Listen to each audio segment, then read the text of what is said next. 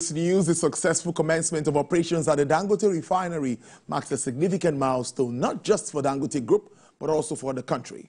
Energy analyst and lawyer Dr. Ayodele Oni, reacting to this cheering news, says the rollout of PMS would bridge the gap in the supply chain. He spoke on our flagship business show, Business Nigeria.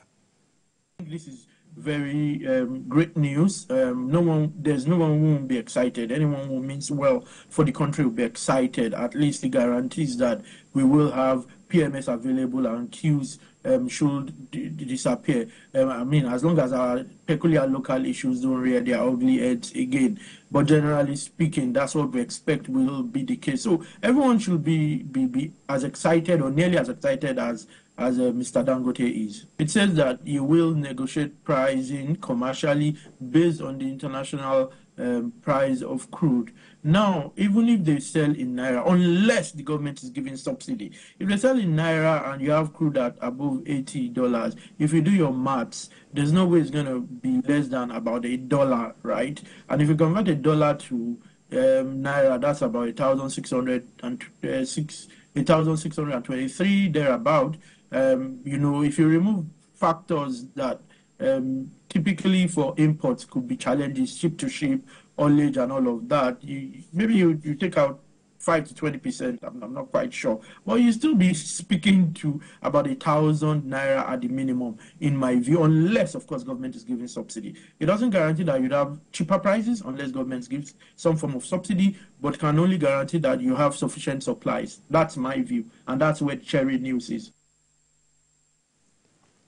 Away from that, the Federal Competition and Consumer Protection Commission says the Commission remains committed in its mandate to safeguard consumers from unfair, deceptive and exploitative pricing of goods and services. FCCPC's Director of Special Duties and Strategic Communications, Mr. Onaje Ijagu, in a statement said the Commission is reacting to feedback from stakeholders over its recent directive on businesses to cease price gouging, fixing and exploitative practices.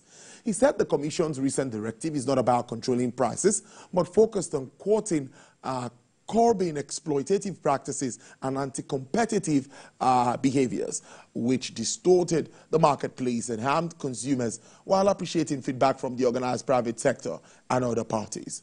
The FCCPC's director urged all businesses to engage in ethical and lawful practices that contribute to a fair and competitive marketplace.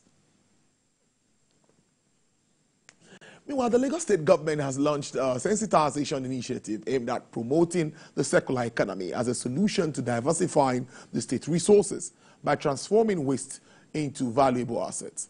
The program, tagged Eco Circulate, commenced in Badagry and is designed to increase awareness and adoption of circular economy across the state and reduce the financial burden of climate impact, such as flooding, waterborne diseases, among others. Special advisor to the Lagos State Governor on climate change and circular economy, Mrs. Titi Oshodi, said this would help in empowering communities, particularly small, nano, and micro businesses.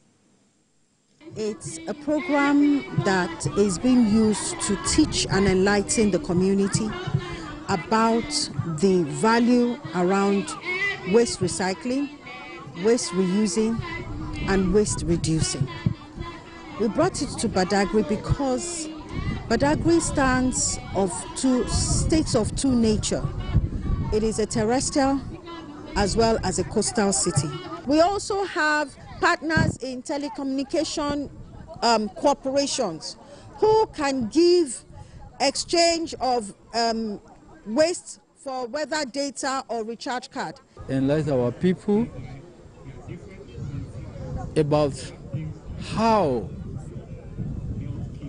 they should live their lives, to let them know that it is very important for them to be greenish, to be environmentally friendly.